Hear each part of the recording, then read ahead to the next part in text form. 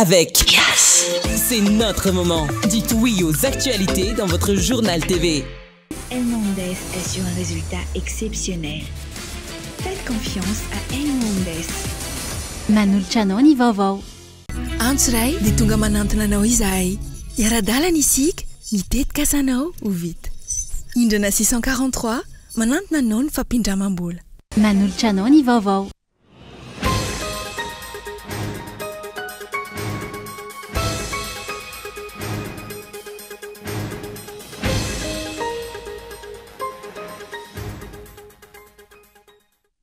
Vaolana azy tsapaitana na ampivoarina ny fari-piainan'ny mponina no takina fa tsy kabary lavariny izay toa efa lany tsy anjery isaky ny mikabary ny filoha. Ny kabary sy ny fampanantenana izay mitohy hatrany saingy tsy misy vokatra azo tsapaitanana amin'ny fiainan'ny mponina. Mifandipakevitra ny eo amin'ny braomaritry ny antenimieram-pirenena sy ny avy amin'ny solombavambahoaka ny fanoherana manoloana ny fampetsoana ireo minisitra kasainy reto farany ifanatrika amin'izy ireo. Tsy mbola nisy io fampetsoana minisitra io ny filohan'ny antenimieram-pirenena. Nanamafy akilany ny solombavambahoaka ny firaisan-kina fa efa nalefa ny taratasy fangatana izy ireo saingy ny braomaharitra no mampikatso azy. Ataon'ny mpitondra ambany zavatra ny filaminana sy ny fiarovana ny vahoaka ka miatra manaina ny tsy fandriampahalemana mampijaly ny mponina hoy ny afatra no men'olom-pirenena nandritra ny diabe mangina ny ainga teny amin'ny fiaro teny amin'ny kianjamaki andotam-penaka ho fanoherana ny tsirariny tamin'ny famonoana ny Trisha sy Raisa teny amin'ny 67 hektara. No tanterana androany teny Ambatoroka ny festival Made in Germany. Nanamariana ny andro famaranana ny fankalazana ny faheritana ny orenan'ny fikambanana Les Amis de l'Allemagne eto Madagasikara. Nanokatra tamin'ny fomba ofisialy hetsika ny masivony Allemagne eto Madagasikara. Hetsika natao hanamafisana ny fifandraisan'ny Madagasikara sy Allemagne amin'ny sehatra maro samihafa. Any ivelany, mitoetrany ny fanafihana mahery vaika ataon'ny tafika Israelianina amin'ny bande de Gaza amin'izao fotoana. Tao anatiny 420 ora, olona mahery ny 100 teo ny fantatra fa namony ainy tao an-toerana. Ireo mponina ao avaratra Gaza, izay saika efa nahazo fampitandremana avokoa, hiala ary hitsoka hiazo ny tapany atsimo. Ny andinindin'ireo avy hatrany ary.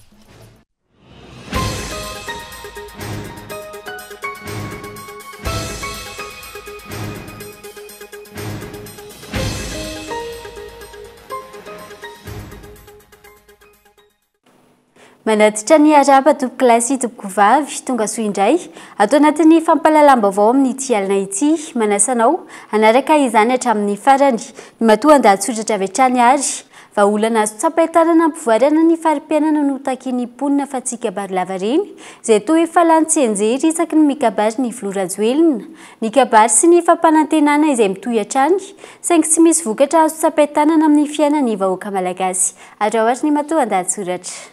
Mampanontany tena ny be sy ny maro ny fomba fihetsika ny mpitondra fanjakana sy ireo mpomba azy, indrindra rehefa fotoana fitetezam-paritra, fidinana ifotony tahaka ny zava-misy any amin'ny faritra atsimo andrefa na amin'izao fotoana.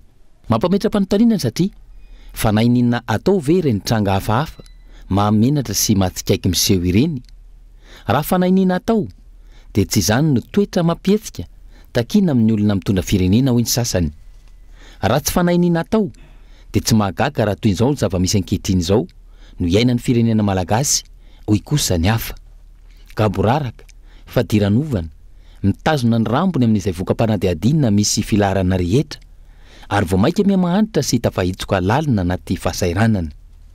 Izany hoe fandraisana fitenenana na kabary izany moa dia fa lanin'ny olona tsy anjery ka ome sisa no azo atao.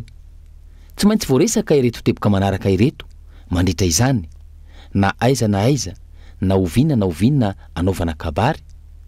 Miasa sika ary tsy afaka miara-miasa amintsika izay tsy maharaka ny hafainganam-pandeha. Ankoatr'izay, mitady vaolana maharitra isika.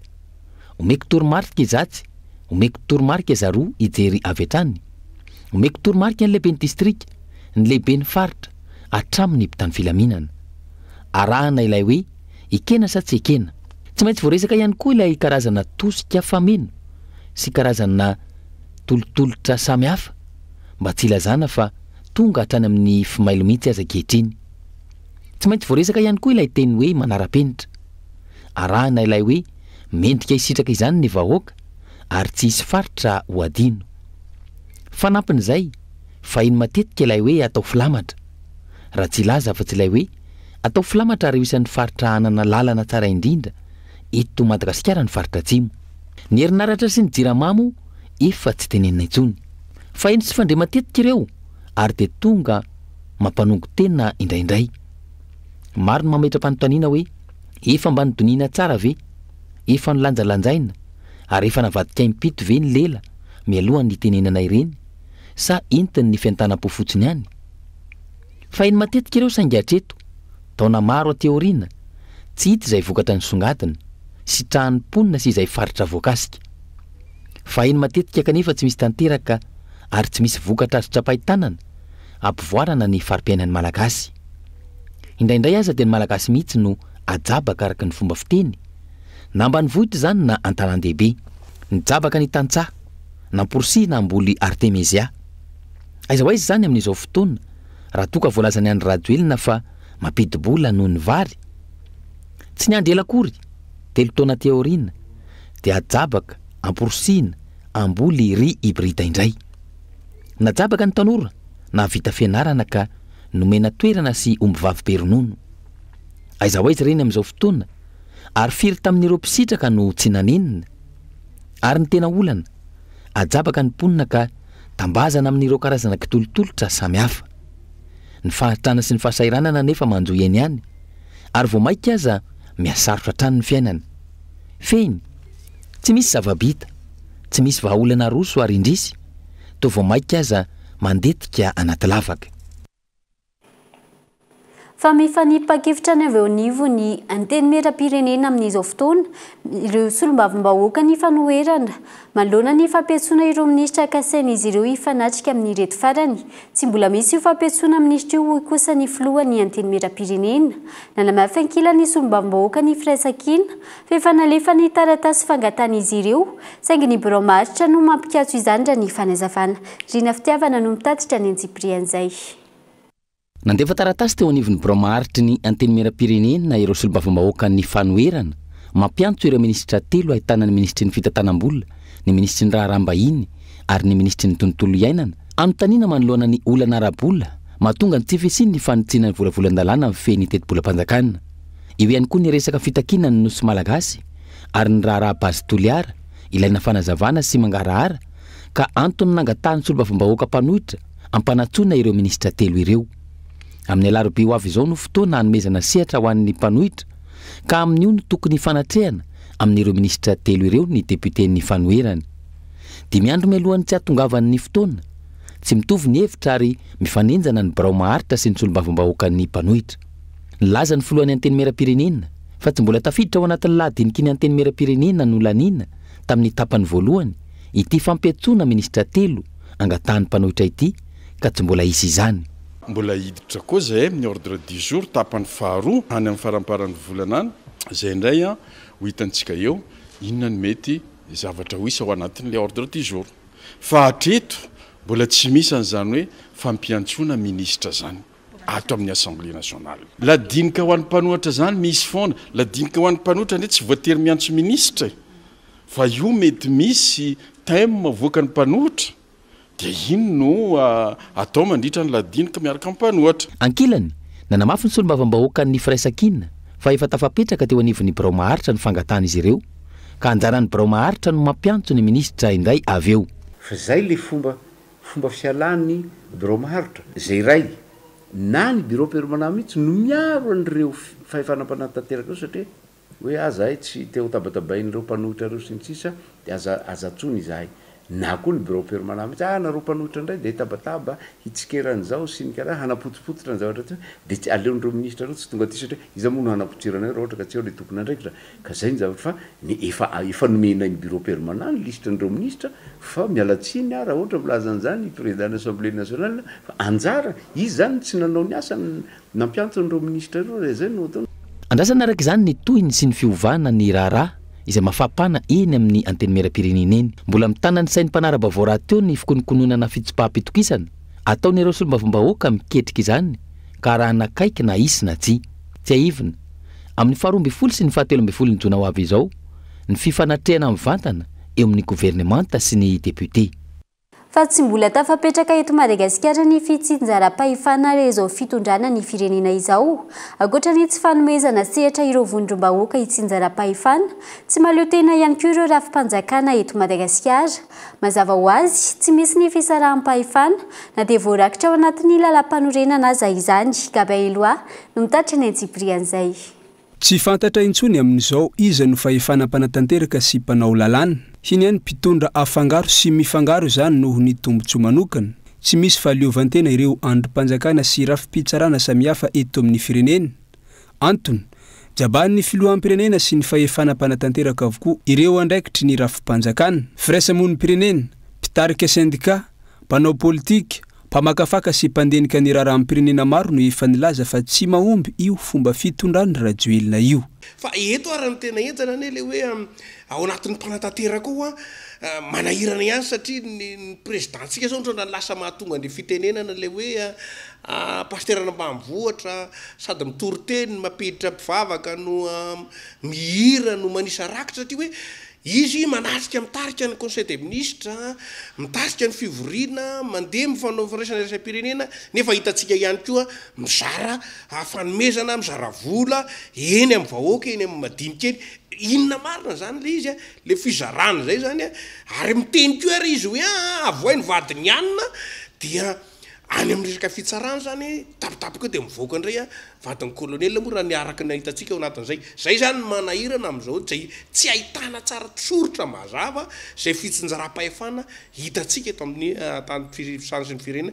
Raha miteny fa izao fidinana sy ny fanaovana filan-kevitry ny ministra mitety faritany zao no atao hoe fitsinjaram-pahefana amin'ny fitondrana ankehitriny dia ohatra ny notiny hoy ny fanehoan-kevitra ireo mpanao politika. Vohitsakitsaka ny lalam-panorenana raha tsy aka afa-tsy ny fanendrena ireo lehibe ny faritra misy ankehitriny. Fitsinjaram-pahefana ane amin'zareo tsy haiko na mahay ve zareo sa mahay fa mody tsy mahay fa gnaminany de fitsinjaram-pahefana zany décentralisation effectif izy iny moa anaovana anazy ou décentralisation ratio effectif manam-pahefana fa manam-pahefana tokoa ve ireo olo reo le autorité locale manomboka eo amin'ny gouverneur zay solotegnan'ny filohan'ny republika ao anatin'ny texte ny lalam-panorenana io agny atoerana agny fa miady atoerana koa ary izy am'le préfet satria misy texte mifanindry ao iza marina ny tena leader ato ao anatin'ny réseau zany resaka question na leadership aby fa aminay zany gn'atao hoe fitsinjaram-pahefana de tena omegny mihitsy le fahefagna avy aty amin'ny foibe zista contrôle fotsiny gn'ataony mba samy migokany le fanagnana kely zay anagnany isaky ny faritra sy ny faritany ary ny commune zay misy azy ziskany amin'ny fokotany moa zany io.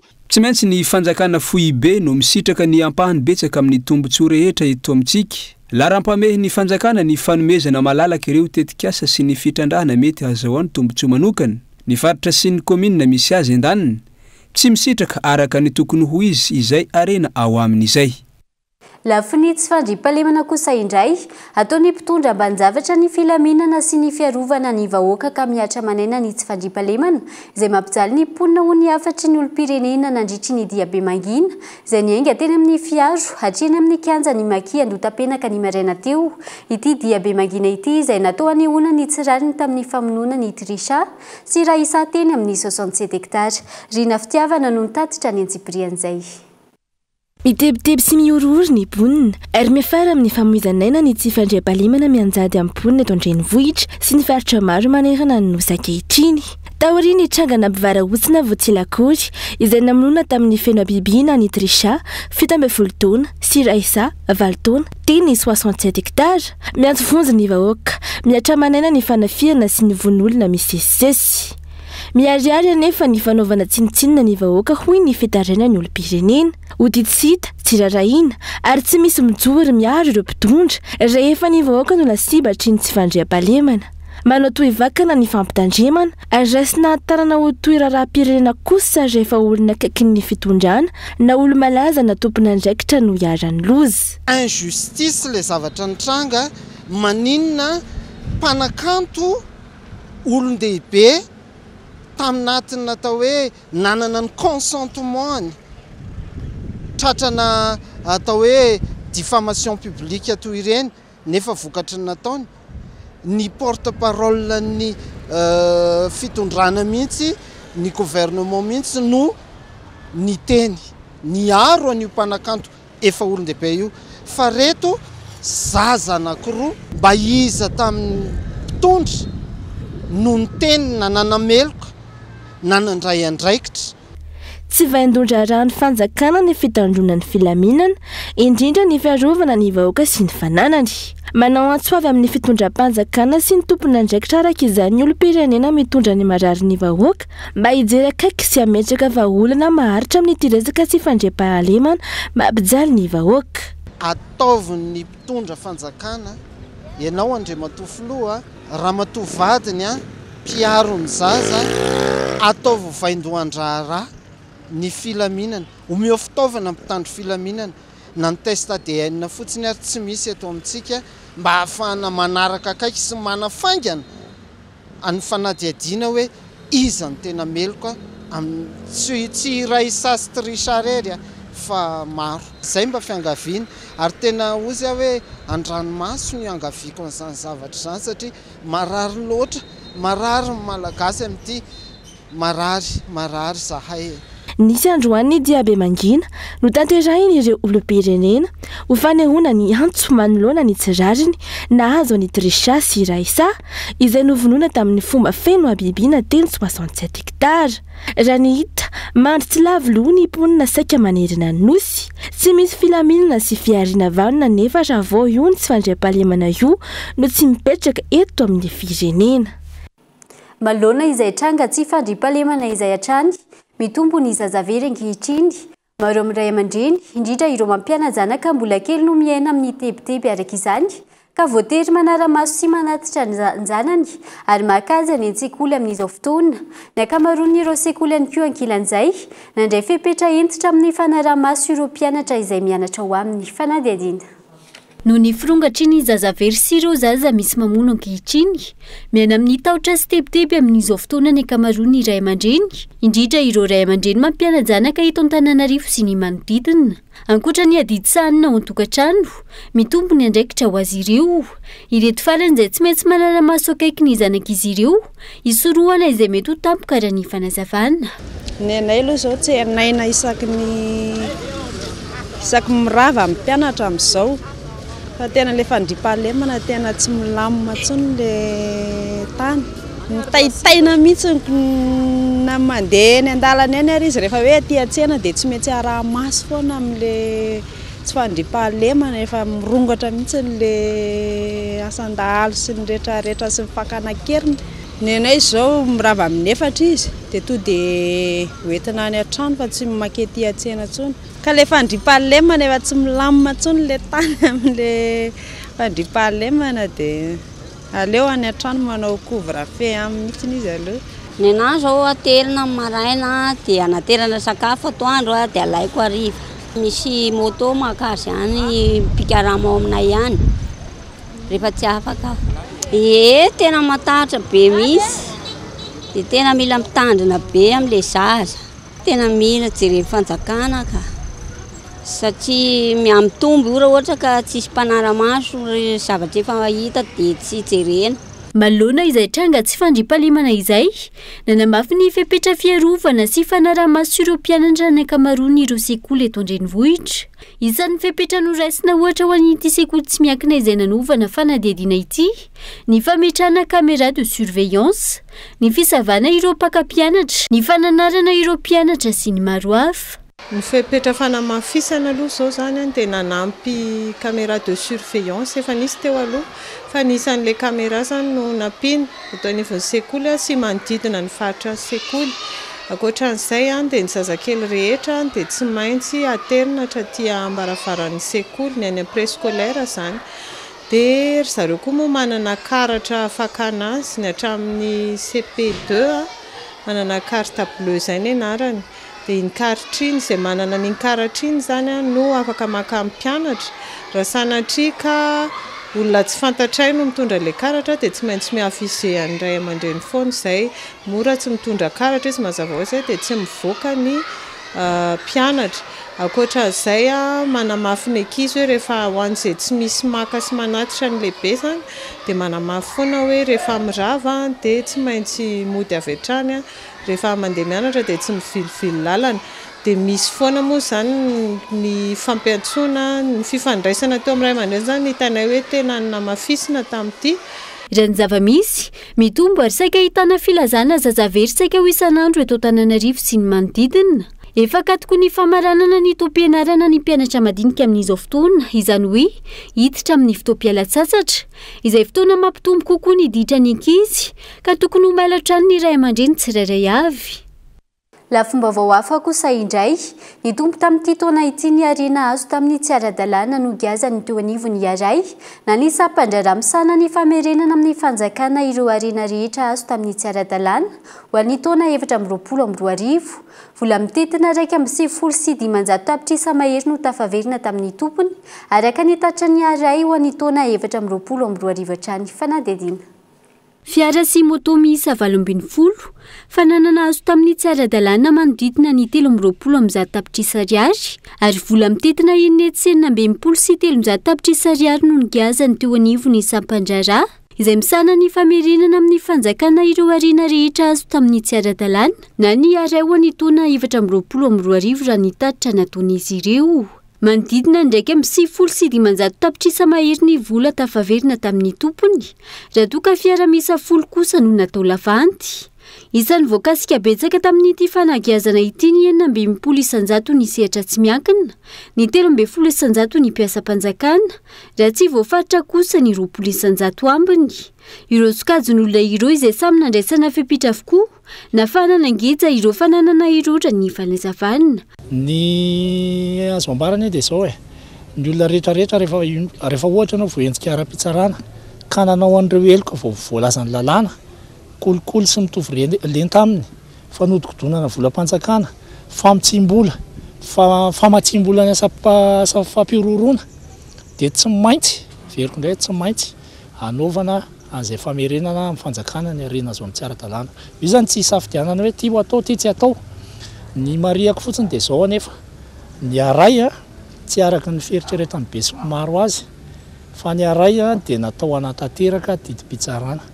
Ny aray zany tsy manana an'ilay atao hoe saisine d'office ka ohatra hoe mahafantatra fa misy olona manambola tsy ara-drariny eto amin'ny tany sy ny firenena ka tonga dia hanokatra fanadihadiana avy hatrany, tsy manana an'izay fahefana izay ny aray. Ankilany, niova ny fomba fiadiny ireo mpanao kolikoly raha nitranga hita ny taona 2022 raha nitatitry ny aray hatrany. Ny ena tsy takiny tamin'ny taona 2022 ireo mametraka vola amin'ny banky raha ny fanazavana. Raha natsikaritra ianareo tamin'ny taona 2022 nanao tatabe maso teto amin'ity toerana ity ihany ny aray dia nahiditsika tamin'izay fotoana izay teo anelan'ny janoary 2022 hatramin'ny desambra 2022 fa be dia be ny vola azo tany anatin'ireny kaonty voageja reny teo amin'ny 6 milliards 900 millions ariary teo ny résultat tamin'izay.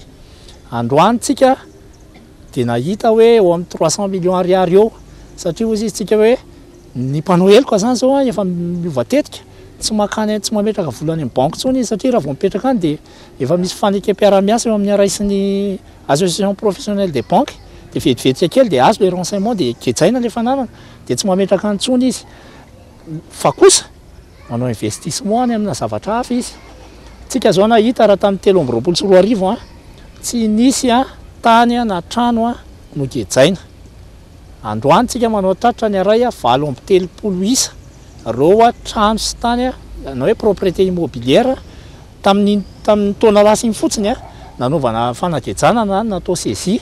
Nanatanteraka tatitra pabe maso ny zava-bitany ho antoana 2022 ny teo anivo ny sampandraramosana ny famerenana amin'ny fanjakana ireo ariana rehetra azo tamin'ny tsy ara-dalàna na ny aray. Raha ny hita sy ny zava-misy tsy nampiana ny kolikoly sy famotsim-bola hita amintsika ny fisian'ireo rafitra miady amin'izany raha io tatra natao ny aray io hatrany. Ny akamaroan'ireo sehatra isan'izany ny sehatry ny fanabeazana sy ny fananana ireo mpiasam-panjakana ambony sy miasa amin'ny fananantany izay saika ahitana endrika kolikoly avokoa eto amintsika raha ny tatra natao ny bianco farany teo iny. Dia lafomba vao ihany koa no entina misy ao anatin'ny doka fohy ndahoary.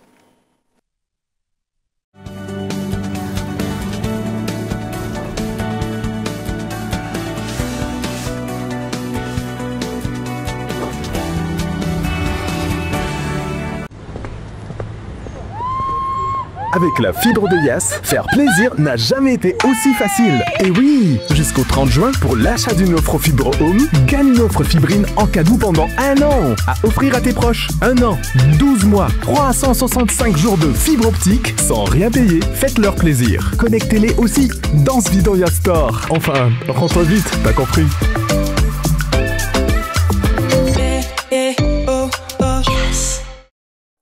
Sarobidy ny fotoana ka na ny segondra ray azy manandanja aza velo resiny rotoroto ireo fotoana mamy manokana fotoana ho anao sy ireo olona akaiky ny fonao ho anofinofinao sy ny tetikasanao miaraka amin'ny indrana 643 ao amin'ny PAMF miamora kokoa ny fiainana aza miasa saina fa ho karakaranay ianao antso ray dia tonga manantona anao izahay iara-dalana isika mitetikasanao ho vita indrana 643 manantona anao ny fampindramam-bola.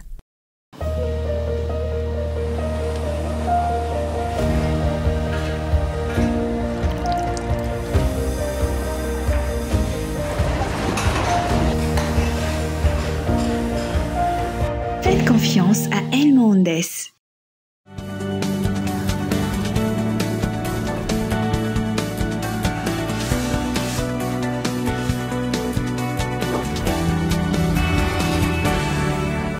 Mamerina ny araba indray tompoko lahy sy tompoko vavy tonga soa atao anatin'ny tapany faharoa sady farany fampahalalam-baovao mbola manasana hatrany hanaraka izany hatramin'ny farany anohizantsika ny fampahalalam-baovao nototo saina atao amin'ny renivohitra ny faritra Vakinankaratra ny varavarana misokatra andiany fadimy fampiratiana ny voka-pikaroana nataon'ireo mpianatra eo anivon'ny Université Mpanjakana izay misehatra amin'ny lafiny informatika sy automatisation tsy mena mita amin'ireo mpianatra eo anivon'ny Université Mpanjakana amin'ny faritra hafa ireo mpianatra ao Antsirabe na eo aza ny olana sedran'izy ireo amin'ny lafiny fampiarana sy ny ara-pitaovana ary no ety manana fana manatanteraka ny fikaroana ho ny tompony andraikitra Kolo Antsirabe.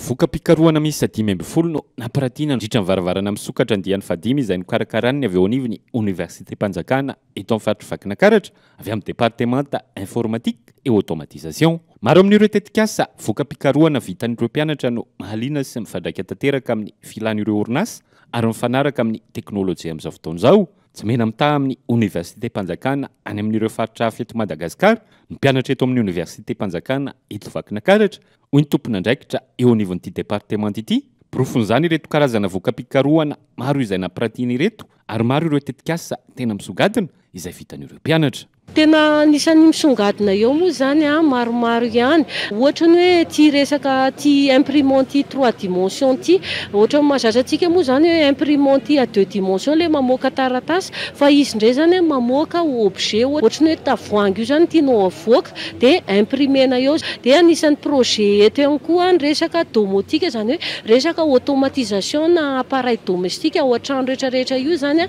dia anisan'ny projet dia misy ihany koa ny projet eto resaka manodidina ny resaka fambolena resaka drone fanaraha-maso ny fambolena ny an-tsahany dia misy projet ihany koa eto manodidina ny resaka informatika resaka caméra de surveillance intelligent zany hoe nitanjona amin'io zany any antsika matetika ny caméra de surveillance hoe mifilme foana na misy zavatra tokony ho filmena na tsy misy izy ndray zany rehefa misy mouvement zay izy vao mifilme nitanjona amin'izay mba ahafahana mitsitsy an'le resaka stockage zany na dia eo aza ny fahaizana sy ny talentananan'ireo mpianatra manoloan'izao voka-pikaroana izay vitan'izy ireo izao dia misedra olana ihany koa izy ireo amin'ny lafiny fampiarana sy ny ara-pitaovana ary indrindra ny enti-manana ahafahana manatanteraka ilay fikaroana ary anisan'ny vesatra ara-bola ho an'ity Université Mpanjakana ity ho iatran'ny tompony andraikitra ny fanafaran'ireo mpampianatra avy any an-drenivohitra hampianatra eto amin'ny faritra Vakinankaratra.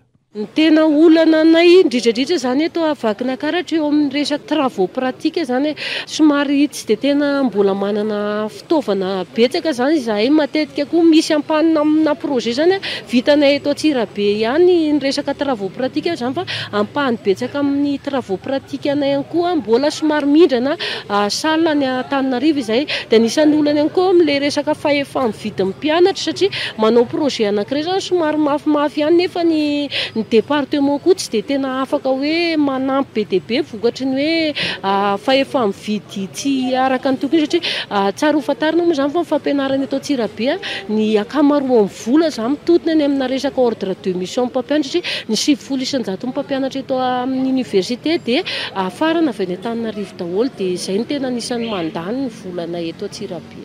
Araka izany dia totosa teto amin'ny renivohitra ny fatrovakiana karatra androany alarobia fa 14 ny volana May 2024 ny varavarana misokatra andiany fadimy izay nokarakaraniny avy eo anivony Université Mpanjakana eto amin'ny fatrovakiana karatra avy amin'ny départementa informatique et automatisation. Fa no tanterana androany teny Ambatoroka ny festival Made in Germany, nanamarirana ny andro fanamaranana ny fankalazana ny faheritaona izay niorena ny fikambanana Les Amis de l'Allemagne eto Madagasikara. Nanokatra tamin'ny fomba ofisialy ity hetsika ity ny masovon'ny Allemagne eto Madagasikara. Hetsika izay natao hanamafisana ny fifandraisan'ny Madagasikara sy Allemagne amin'ireo sehatra maro samihafa. Tsiraro Rasoarvelo. Mankalaza ny iray taona ny orenana androany ny avy eo anivo ny fikambanana Les Amis de l'Allemagne eto Madagasikara. Anamariana izany, nanatanteraka hetsika festival Made in Germany izy ireo androany teny Ambatoroka. Tanjon'ny hetsika raha ny fanazavan'ireo mpikarakara ny ampiroboroboana ny vokatra sy ny tolotra, ny tsena malagasy ary ny vokatra Allemagne eto Madagasikara. Aujourd'hui est une journée pour célébrer l'amitié entre Madagascar et l'Allemagne. Androany dia andro ankalazana ny finamanan'ny Madagasikara sy Allemagne. Andro ihany koa ahafahana mijery sy mamantatra ireo fahaiza-manao sy fanararoatra any Allemagne, ireo vokatra, ireo kolotsaina toy ny mozika sy ny sakafo. Tontolo andro hanamafisana ny izany fifandraisana izany. Et c'est une journée pour célébrer cette amitié. Ny aisy nanokatra tamin'ny fomba ofisialy ny festival Made in Germany ny masovon'ny Allemagne eto Madagasikara. Nambara ny famanamafy ny fifandraisana amin'ny sehatra maro ny hetsika tahaka izao, izay manomboka amin'ny toe-karena ka hatramin'ny fifanakalozana ara-kolotsaina. Efa maro ny ataontsika hoe fiarah-miasa na ny ataoko hoe asa izay fanatsarana an'izany fiarahan'ny Allemagne sy Madagasikara zany ny aina ny fiarah-miasa ny Madagasikara sy Allemagne ary androany kosa dia natokanay ho an'ny fampimbonana sy fampiratina ireo vokatra izay mampalaza ny Allemagne tahaka ny sakafo, ny mozika, ny teny mazava ho azy, ny fiara sy ny zavatra maro hafa sy ny servisy ny Allemagne eto Madagasikara. Dia ambom-pionana androany sanasana andreo malagasy ireo tanora fa hitantsika efa misy koa efa lehibe efa fotsy volo ara dia makatsy ary zavatra mahafinaritra izany mampitombo ny fifankatiavana sy ny firaisankina eo anivony tsy ny firenena ihany fa indrindra ny olombelona eo aminy dia zava-dehibe zany ho anay ho an'ny Les Amis de l'Allemagne Madagasikara ary tratra ny tanjona ho an'ity anjiany voalohany ity satria mieritreritra mbola ny anao ny anjiany manaraka izahay. Manodidina ny 20 ireo orinasa mpiara-miombina antoka nandray anjara tamin'ny varotra fampiratiana androany nandritra ny hetsika. Roa andro voalohany nentina nankalazana ity faraitonan'ny fikambanana Les Amis de l'Allemagne eto Madagasikara ity raha tsy hivina. Nisy ny fifaninanana front-kitcha ny 12 May lasa teo. Androany mandritra ny famaranana ny hetsika no hanomezana amboara ho an'ireo nandresy tamin'izany.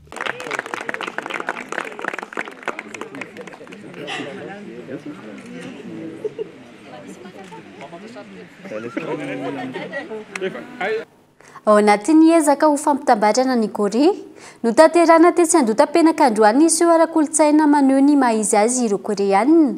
Ity hetsika ity izay fanao maneran-tany, tolona mpilaminana amin'izay fampiraisana ny Korea Atsimo sy Korea avaratra izay onona saina. No tanterana voalohany teto Madagasikara ny concert pour l'unification de la Corée, seho ara-kolotsaina maneho ny maha-izy azy ny Koreanina, fa ihany koa hitaomana ny firenena maneran-tany, hiavana, hiombona sy hifandray no isan'ny viana sy tanjon'ity hetsika ity.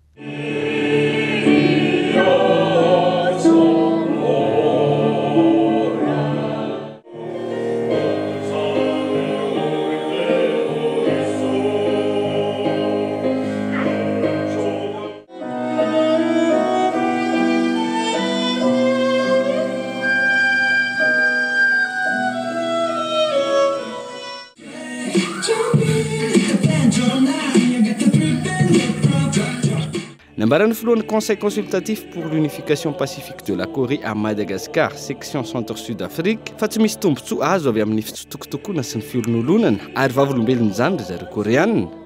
nampitainy tamin'ireo malagasy nanatrika ny fotoana ny mahazava-dehibe ny fananana firenena iray vahoaka amin'iray antony hitoloman'izy ireo anatratrarana ny réunification pacifique de la Corée.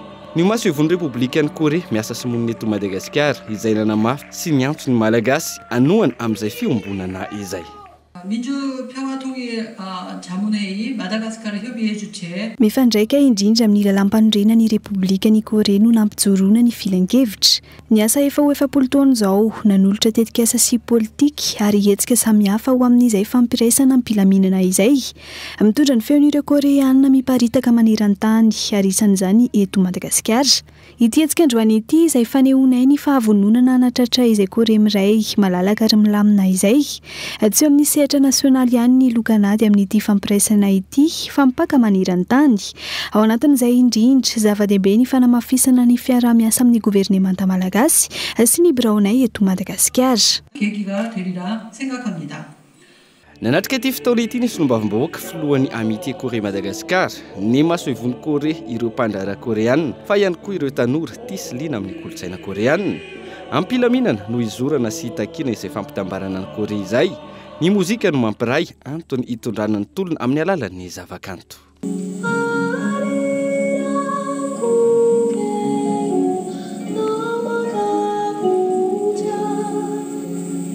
Iazo ny toamasina vetivety manany amin'ny fangararany raram-pitsarana makasika ny raram-fitsaram-bahoaka izay nafatany tompo-kilasy Sergino tany toamasina ny fianakaviany amin'izao fotoana iray volana sy tapany taorian'ny tranga efa misy mirihariany sahady ireo voaroro sy nahititra ponja tamin'ity raharaha ity mialohany avy tany fiatrehana faharoa ny mpitsara mpanao famitorana fanampanazavana hoetiny Toamasina.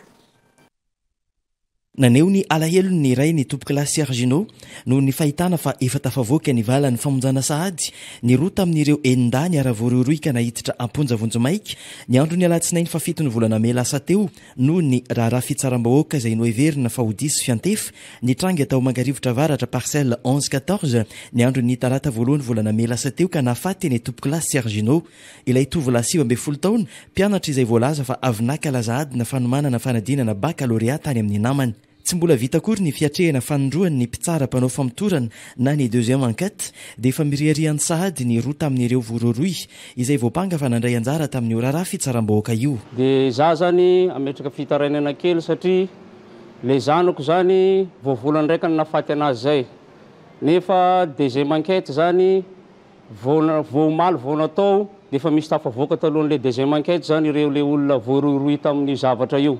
Ka eto zany za mametsaka fitaraina satria malahelo zany ny foko mbola maro zany tokony karoina nefa le efa voasambotra efa tafavoaka sahady dia aiza zany ny zavatra tokony raisina fianakaviana amin'izay zavatra tsy satria lasa matimaty fatany zany le zaza lefa zaza mbola mianatra io lasa nivonivonina fotsiny amin'ny zavatra tsy tokony nataony dia manintana anareo mba tompona ndraikitra amin'izay zavatra zay zany mba naramaso ny zavatra io satria efa maro ny mirehirehany le mbola ampigadragna agny zany zao fa geste misy tamin'omaly mirehire zany taminatao tamin'ny deuxième enquête tao fa tsy maintsy ho tafavoaka koa satria nahita lalagna le anankiroa taloha dia tsy maintsy handeha koa zany zareo dia malahelo moa ny fonay satria maty tsy fidiny zany nenera vao zany nataon'le tsy aiza zany zon'olombelona amin'izany amin'ny zavatra miseho zany satria malahelo be zany zanako tsy maninona zao zay mba ho rairaiko amin'ny manaraka dia matimaty fatany le zanako zany. Nanapa-kevitra ny tsy andray raharaham-pihavanana ny fianakaviany tompo-kilasy Sergino no ilay tranga famonoana izay noheverina fa ninina natao.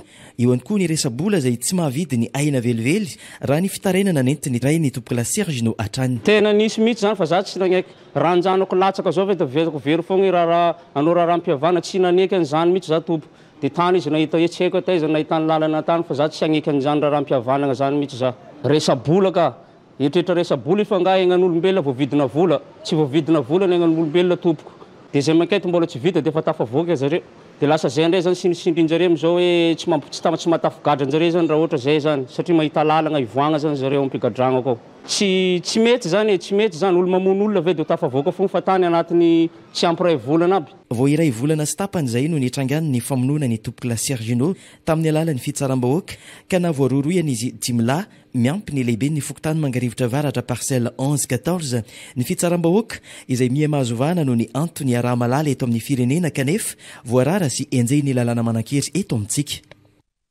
dia ny maresaka iraisam-pirenena ihany koa no manakatona ny fampahalalam-baovao tamin'ity alina ity ankasitrana feno ianao nanaraka izany hatramin'ny farany veloma tompoko.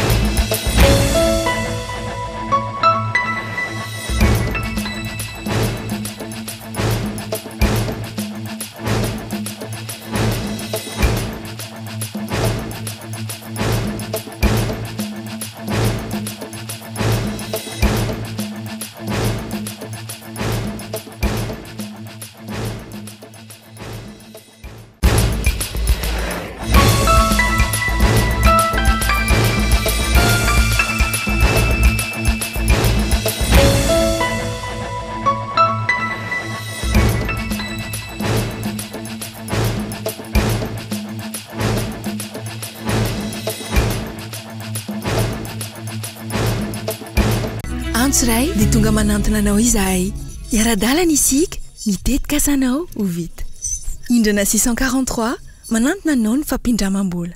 Vous a présenté Nivavao. El Mondes est sur un résultat exceptionnel. Faites confiance à El Mondes. Vous a présenté Nivavao. Avec Yes, c'est notre moment. Dites oui aux actualités dans votre journal TV.